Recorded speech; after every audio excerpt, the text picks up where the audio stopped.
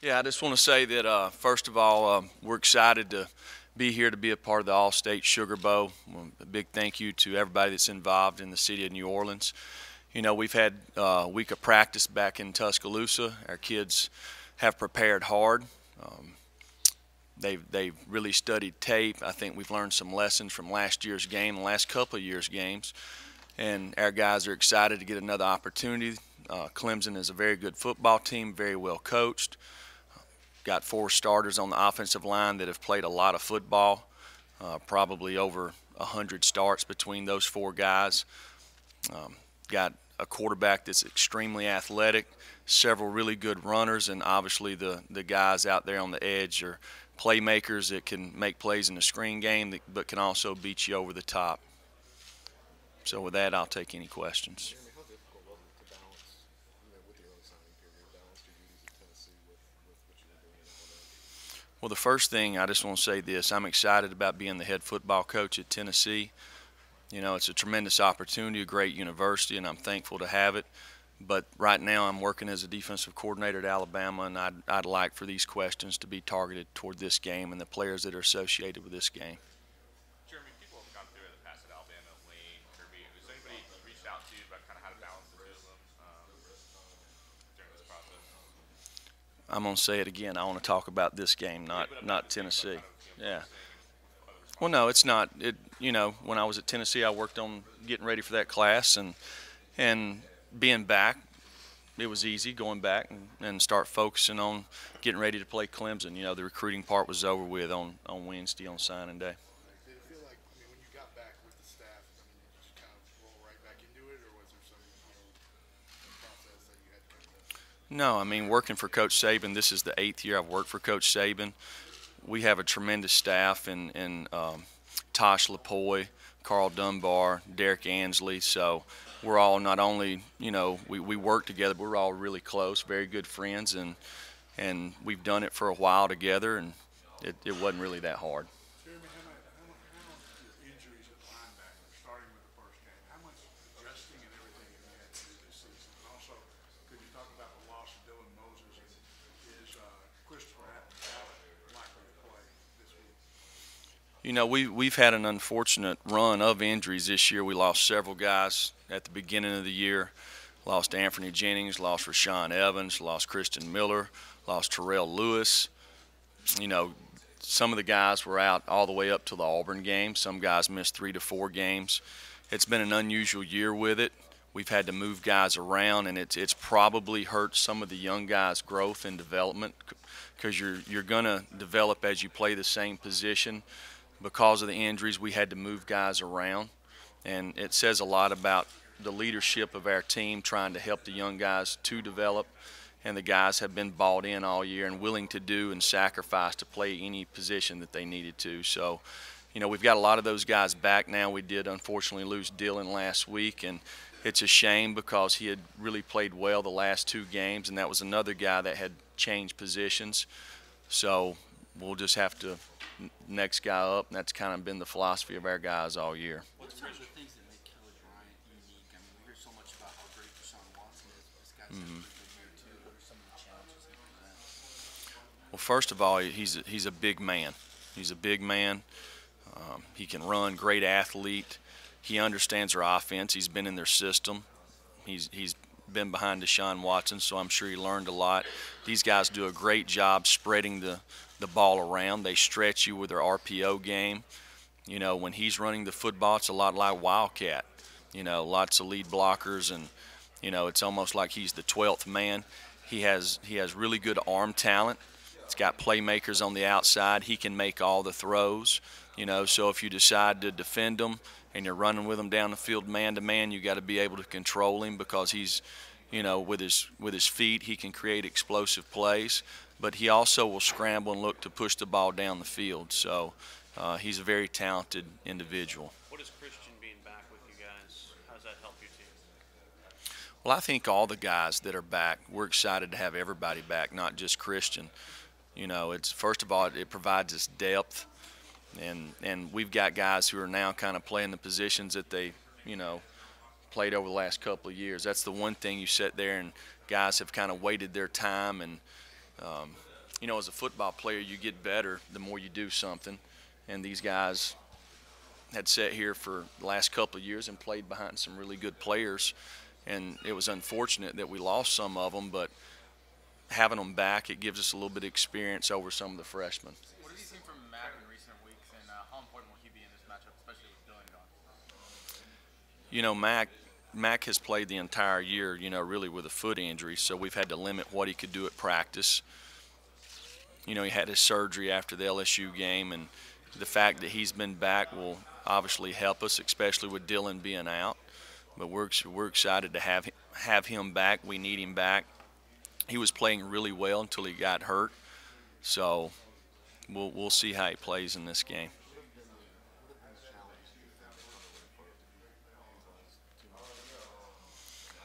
Well, I've only been involved in one of them, so you know, he's a guy that finds a way to get open.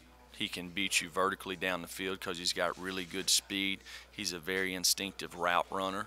He's got really soft hands. He creates yards after the catch. And probably the most important thing, he's probably as good a competitor as you'll find in the game. What are the sacrifices that you have to make in terms of sending pressure from the secondary, and how do you think that's affected your ability to defend on third downs? You're talking about against Clemson.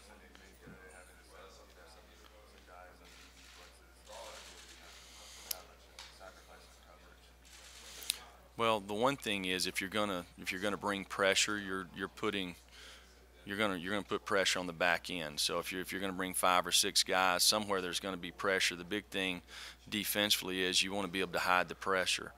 And that's the one thing you got to do if you're going to do it. You got to be able to disguise and bring it from different spots. But we have some guys in the back end that can play man to man, and for us to win this game, we'll have to play man to man. Well, because of the quarterback, you know, the guy can hurt you with his feet. So, and then their run game. So we'll have to get up there and put some pressure on the back end. What was that first meeting like with the players after the break, and then how long did it take to get back to, I guess, normal and kind of, what was that like? That was normal the first day I walked back in. I mean, I got a very close relationship with the players here. These guys are excited for me just like I'm excited for them, so wasn't nothing any different. Did you give you any bit of a hard time, though, with it being Tennessee, a rival? No. Jeremy, does Micah ever surprise you at this point, what he can do? You know, Minka surprises me every day. You know, yesterday I'm sitting there looking. We bus over to the stadium, and I'm just kind of looking around. The first person on the field, the first person dressed out there is Minka Fitzpatrick, and he's down there talking with Coach Saban, and I know they're talking ball. I can see it. I can tell both of them's mannerisms, but he eats, sleeps, and breathes it. He's probably as good a competitor, as tough, instinctive guy that I've been around. Do you think these hybrid players like Micah are going to be, more than normal what you need to have as part of your college? Yeah, I wouldn't call Minka a hybrid player. I would call him a complete player. He can play corner, he can play safety, he could play star, he could play wide receiver, he could be our punt returner, he probably could play quarterback for us. I mean, he's that type of guy. So, I mean, as far as playing down in the box, also being able to have that ability to, There's not many of them out there like him. You know, Deontay's a guy that I think when he got to Alabama, he started off as a wide receiver. I remember the first time I saw him was in, I guess, bowl prep in 2015. I'm just watching him, and the guy flashes because of the way he's got some range about him in the back end. The guy loves to practice. He loves ball.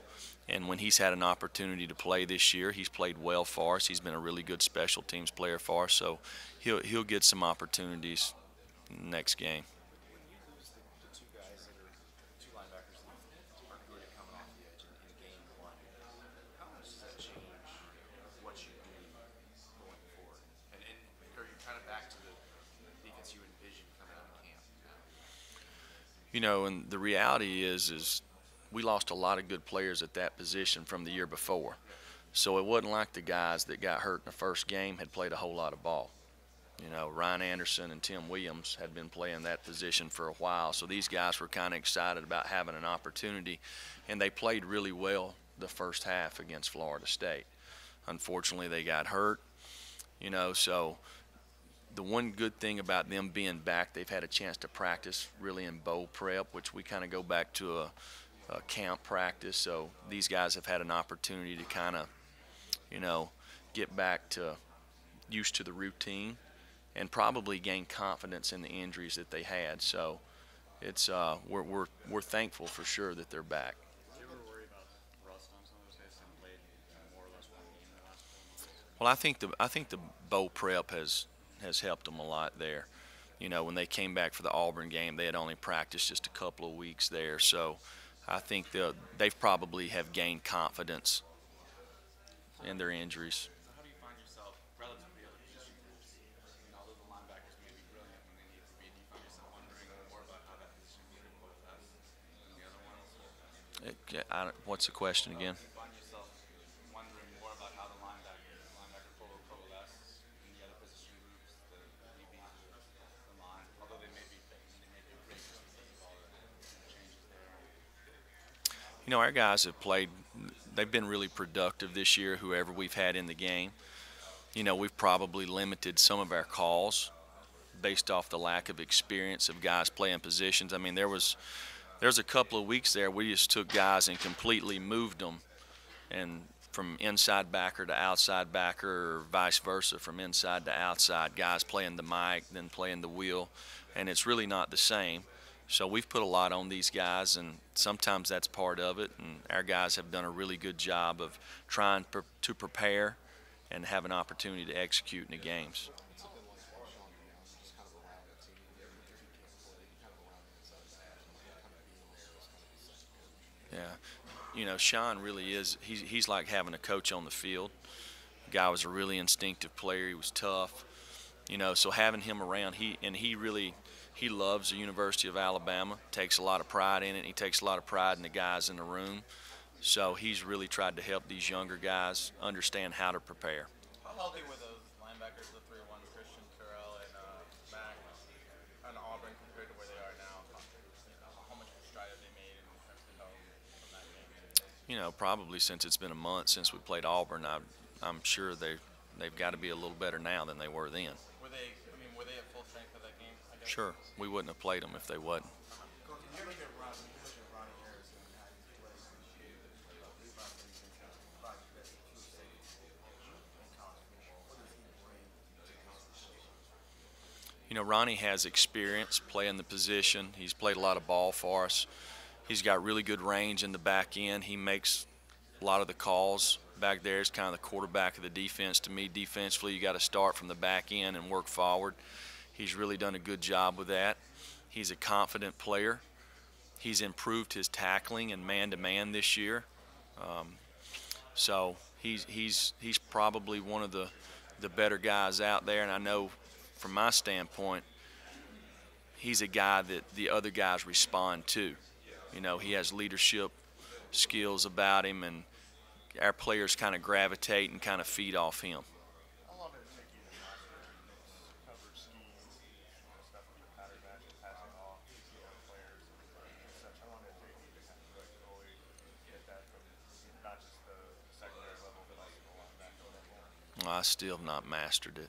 Yeah, coach he's probably right now, he's probably in there figuring something else out that he'll want to install when I get back. So, no, it's, I was very fortunate, the guys that I played for, and Coach Stallings and Coach Oliver, the background that we had years ago in the mid-'90s, a lot of the things that I learned as a player, we actually still do today. So that kind of tells you how far these guys were ahead of the game. So, and especially the teaching progression, the conceptually, I had a really good foundation from working with those guys. So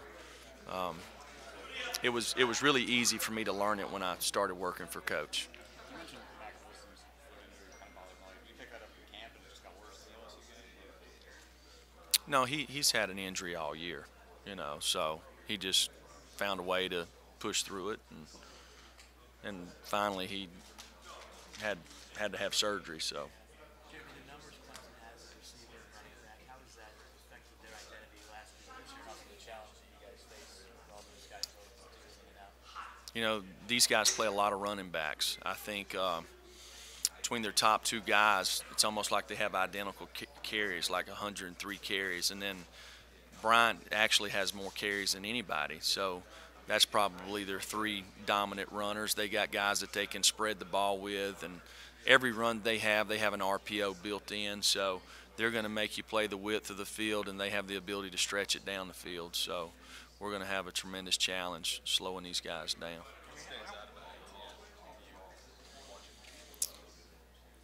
First of all, he's a powerful guy. When he gets in the secondary, he's got the speed to go the distance. He's got really good vision. Seems to have good hands. He's got good balance. To me, he looks like a complete back. Last question, guys. It's not been, you know, it's you know, I'm employed by Tennessee, and I'm recruiting for Tennessee every day. But when I get here, I owe it to these guys that I help recruit to Alabama. You know, we always talk about, you know, you want to finish what you start, and I'm excited to try to help give these guys an opportunity to get what they want, because that's what we talked about when we recruited them. So I owe it to these guys to do the best I can to help them, and there's plenty of hours in a day to balance it. Was that ever awkward on the recruiting trail? No, you know what was interesting. So yesterday we're in a staff meeting, and they're starting to set up calls for Coach Saban, and they're kind of going down the list. Tosh is like, we need to call this guy, this guy, this guy, this guy, and then he pauses and he says, and now we got a couple of more that you need to call, Coach. And Coach Saban kind of looked at him. Nobody said anything. He goes, well, who? And Tosh just kind of paused. And I said, Tosh, do you need me to leave the room? So everybody kind of got a kick out of it. So, but no, it's, you know, we all recruit the same guys. We're going to recruit the same guys that Florida State does, that LSU does, that Auburn does. The thing about it is the guys on these staffs, we're all friends. And there's not going to be any recruit that's going to get in the way of our friendship, if that makes sense. You know, so if we're not recruiting the same guys that Alabama and Florida State and Auburn and Georgia's recruiting, or Ohio State, then we're probably recruiting the wrong guys.